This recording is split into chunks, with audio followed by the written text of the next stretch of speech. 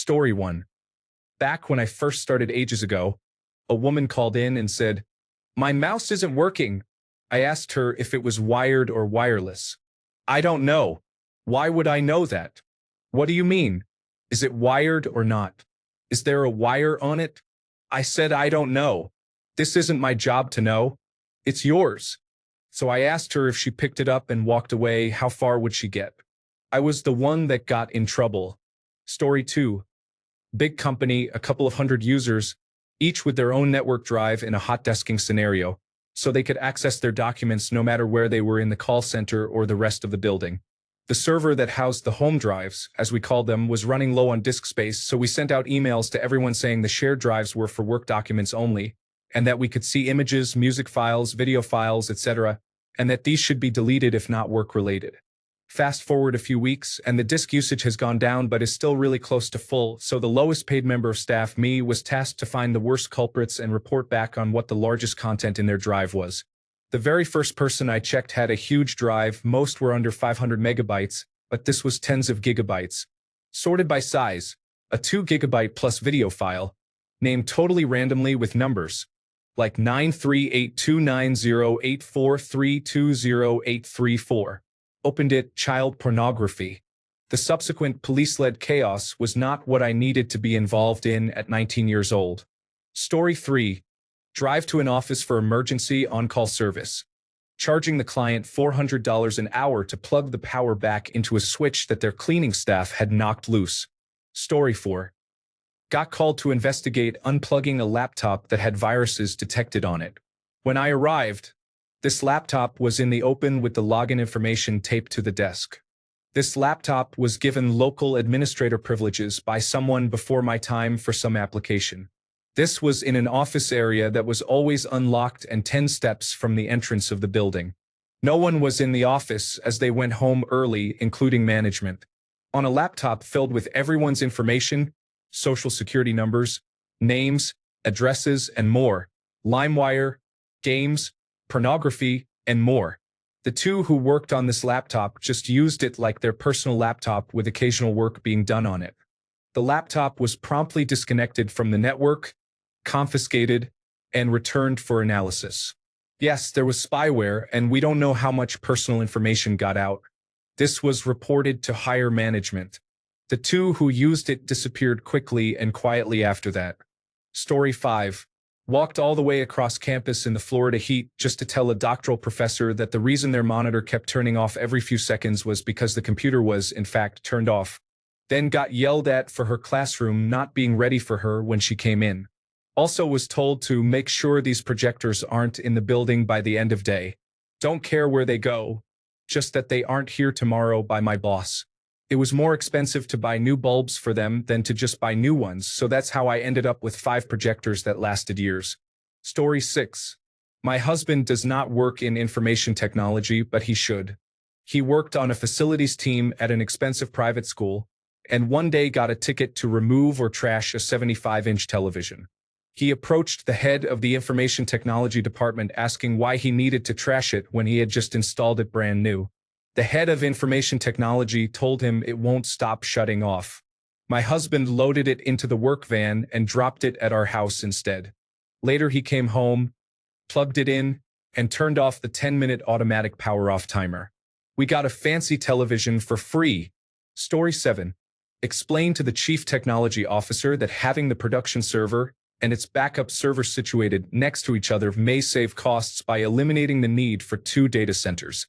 However, if that data center goes down, it's not such a cost-saving idea. Story 8. Oh, story time.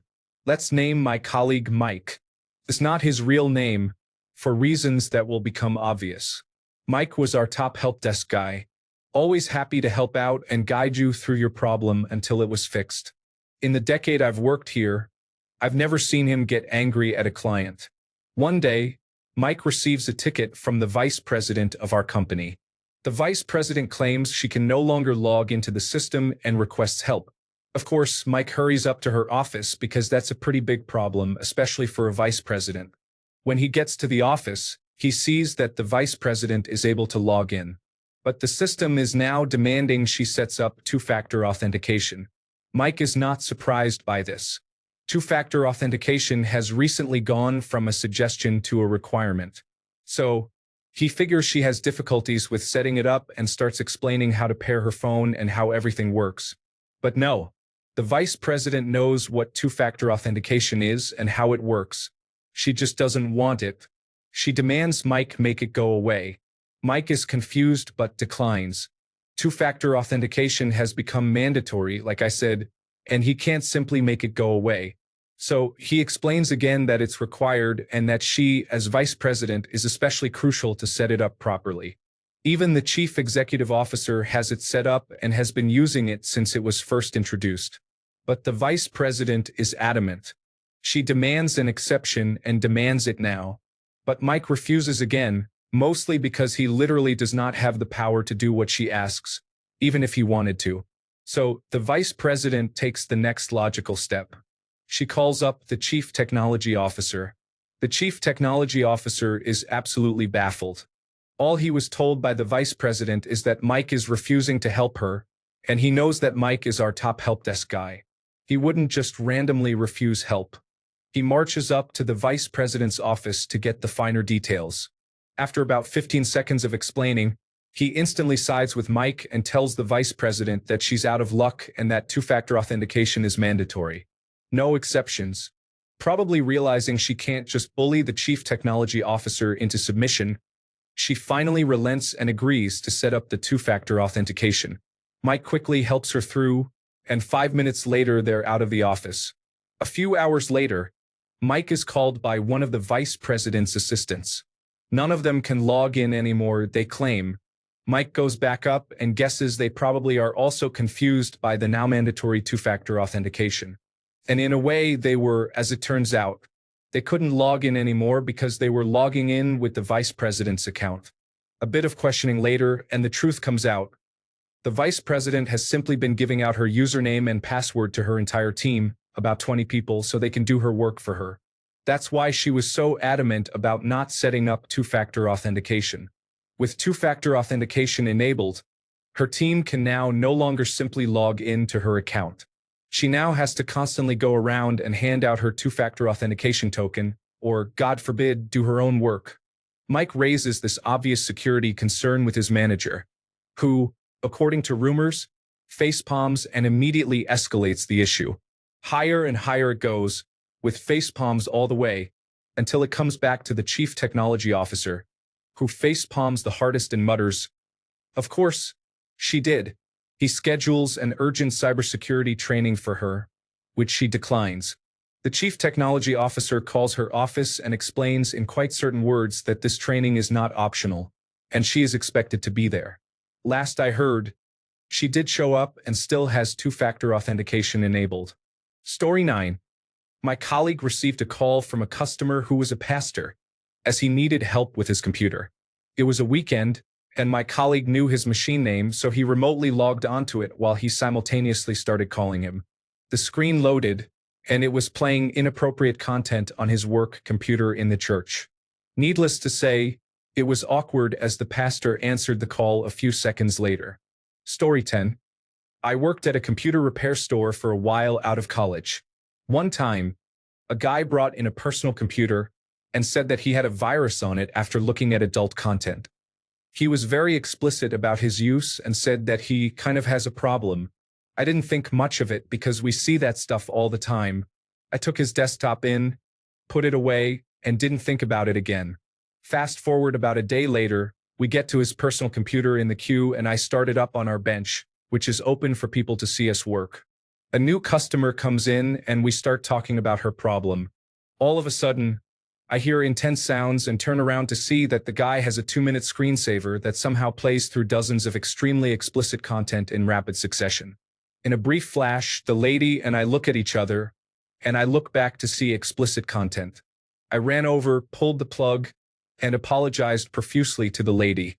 She was surprisingly cool about it and said, "Yeah, I think that guy needs more help than I do right now. Oh my gosh." I ended up running an initial malware scan on it that found around 38,000 infections, and his explicit screensaver was still intact after we were done with remaining scans with other products and manual deletions. He was very thankful, and I never saw him again. Story 11. Emergency flight from California to Georgia because they were getting alarms on their new system. Flew out at 4 a.m., got on site at 9 a.m., and were told to come back at 9 p.m., got a hotel, slept, and came back on site at 9 p.m. The customer stated that someone used a cable from the power distribution unit to log into the system but plugged it in wrong when done. However, they were no longer getting alerts. I looked at it and it was correctly cabled. Apparently, someone had noticed and put it back correctly. Left the site and flew back home. 23-hour day just to look at a cable label. They probably got charged like $10,000 to have me go on site, if not more. Story 12. Lady from the office downstairs borrowed my boss's keyboard while waiting for a replacement. When hers arrived, she washed the borrowed one in the kitchen sink and left it on the draining board to dry out. Story 13. Back when I worked for a managed service provider, we did a lot of work for law firms. We were a turn-down service kind of managed service provider, so we did anything and everything requested of us as long as they were willing to pay for the time investment. Well, one law firm, which was a frequent client for me, was working on a lawsuit where a bike rider was hit by a delivery truck. He was wearing an Apple Watch at the time and using the Garmin application to track his heart rate, which also showed his GPS location. I was asked to extract the data for them to use as proof of the timeline and specific location since that was being contested. Long story short, you can see in the data timestamps, GPS location, heart rate, and the speed he was riding. There's clearly a point at which he was riding 15 to 20 miles per hour and then suddenly stopped, his heart rate spiked and was irregular for a good while. Then he was moving at a much faster rate. This is in line with when the emergency medical technicians picked him up and he was being transported. You can see his heart rate flatline for 20 seconds, spiking twice before beginning again. I'm pretty sure I watched a man die and get resuscitated through Excel. Story 14. Other workers took a screenshot of her computer screen, made it her background, and then moved her taskbar off-screen. She kept clicking start, but nothing would happen. Story 15. Someone recently called my help desk requesting that we clear the roads so she could get to work. The sky is falling and water is in the way, meaning it's raining really hard and the streets are flooded. As the information technology help desk, of course, there's nothing we can do about that. Story 16. Got paged one night because of a data outage. It turns out one of our on-call response team members went into the server room, locked themselves in, and unplugged several machines. This caused several data outages, prompting a page and requiring someone to drive in to resolve it. This was a major military mission-critical system, and this person thought the best way to get someone's attention was to break a bunch of equipment. Story 17. Report child pornography to the Federal Bureau of Investigation. Build a high-end DVD authoring personal computer, think early 2000s, for a high-ranking neo-Nazi. I was in a retail setting and didn't know who he was until after the fact. Got stitches in my face after having a desktop personal computer dropped on my head by a user who was just trying to help. Call the fire department and initiate a building evacuation after a backup battery started leaking hydrogen sulfide gas all over the place. Spend $75,000 on a workstation-grade computer meant for algorithmic traders who could make that money back in a fraction of a second on a good trade.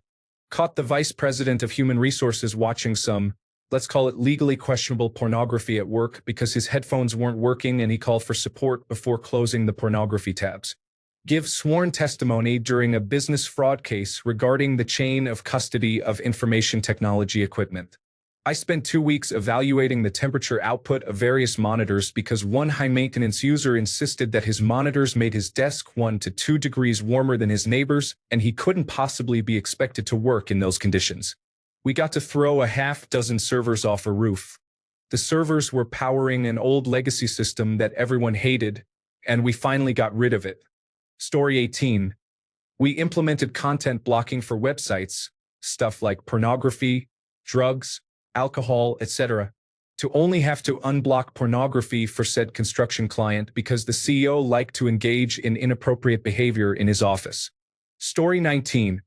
Received a call from the Federal Bureau of Investigation Cybercrime Division. Said B at a conference room at one of my healthcare clients in an hour. Got my team together and showed up. Was informed that a large medical practice that used our software had been infiltrated by a hacker who had posted a video of himself on some kind of dark site, walking around their large office, 500,000 square feet, and bragging about his expertise and claiming to own our network. They played us the video.